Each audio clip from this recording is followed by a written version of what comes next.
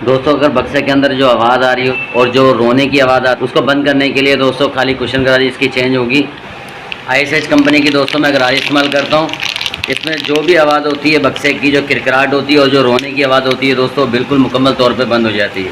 بکسا اگر ٹھیک ہے، گراری اس کی بالکل ٹھیک ہے تو خالی کشن گراری آپ چینج کر دیں، یہ نیو انسٹال کر دیں، اس سے جو بکسے کی آواز ہے دوستوں وہ بالکل بند ہو جائے گی۔ یہ دیکھیں اس کے اندر اب پلے بالکل نہیں ہے۔ اور اس کے بعد دوستوں جو ایک اور آواز آتی ہے، جو کرکراہٹ سی آواز آتی ہے، تو آئل بم جو گراری ہے دوستوں وہ چینج کر دیں۔ یہ ہیٹ پروف گراری ہوتی ہے، آئل بم کی گراری ہے، یہ آپ چینج کر دیں۔